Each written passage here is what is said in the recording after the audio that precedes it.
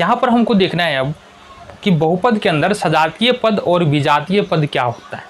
अब सजातीय पद और विजातीय पद जानना इसलिए ज़रूरी हो जाता है जब हम जाते हैं जोड़ करने के लिए, बहुपद का जोड़ या अलजेब्रा में हम जोड़ करने के लिए जाएंगे या घटा करने के लिए जाएंगे, तो वहाँ पर तुमको सजातीय और सजातीय पद ही जुटेगा और सजातीय पद ही घटेगा। तो जब तक तुमको सजातीय और विजातीय पदों के बारे में जानकारी नहीं होगी तो तुम्हारा जो है एडिशन और सब्सट्रैक्शन, जोड़ और घटा, ये बड़ा समस्या होने वाला है इसमें। तो हम यहाँ से देख लेते हैं सजातीय पद होता क्या। बहुत आसान समझना है सजातीय पद क्या होता है। सजातीय पद, जब भी सजातीय पदों की बात करेंगे, मान लो दो बहुपद ले रहे हैं, ठीक है। एक हम ले रहे हैं तुम्हारा 3x² प्लस 5x और प्लस 6। दूसरा हम ले रहे हैं मान लो 6 प्लस x² प्लस 2x।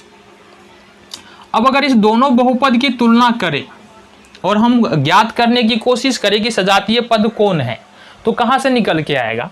सजातीय पद का मतलब क्या है कि पावर समान होना चाहिए। देखो गुणांक से मतलब नहीं है, यहाँ पर फिर से बोल रहे हैं, ये जो x² को 3 से गुना किया गया है तो x² का गुणांक 3 है, यहाँ पर x का गुणांक 5 है, यहाँ पर x² का गुणांक 1 है। तो गुणांक से तो हमको मतलब ही नहीं है। जब जोड़ते या घटाते हैं तो गुणांकों को जोड़ते और घटाते हैं, लेकिन जोड़ने और घटाने के लिए सबसे पहला रूल जो कह रहा है वो तुमको पावर समान होना चाहिए और साथ ही साथ किसी पद में जितने चर है ना, दूसरे पद में उतने ही चर चाहिए।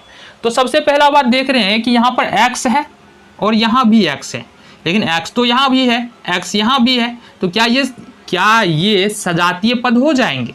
तो सजातीय पद होने के लिए चर तो समान हो रहा है, साथ ही साथ घात भी समान होना है। मतलब ये जो पूरा पद है 3x² और ये जो पूरा पद है x², ये दोनों सजातीय होगा। क्यों होगा? क्योंकि देखो x बराबर है पावर 2 है, पावर 2 है। इस वाले गुणांक से हमको अभी बेहद सजातीय और विजातीय करने में गुणांक से मतलब नहीं होता है। दूसरी बात है, यहाँ पर देखेंगे 5x और ये 2x, ये दोनों क्या है, यहाँ पर गुणांक से हमको मतलब है नहीं, x है, पावर 1 है, पावर 1 है, तो ये दोनों कौन सा पद हो गया, सजातीय पद हो गया। ठीक है, और भी तुमको बता दे, अगर x² वाला है तो वो x² वाले के साथ ये सजातीय पद हो जाएगा।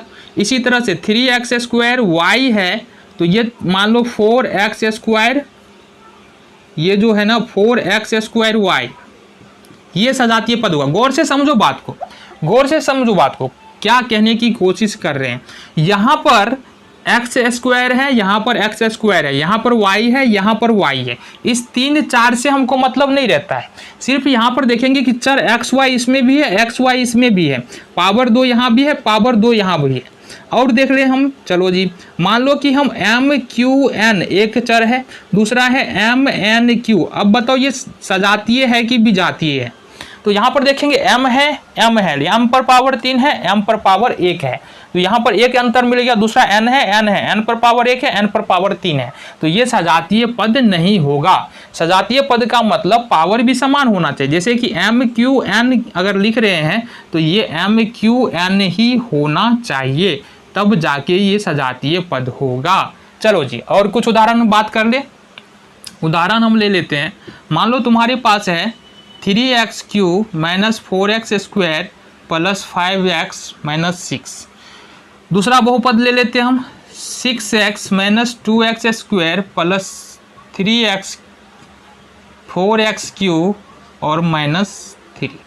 अब यहाँ पर तुमको अगर बोले सजातीय पद पहचानो, कौन किसके सजातीय है, तो यहाँ पर देखो ये जो पद है 3x³, यहाँ पर देखो 4x³, यहाँ पर x है, पावर इक्वल है, इसलिए ये हो गया सजातीय पद।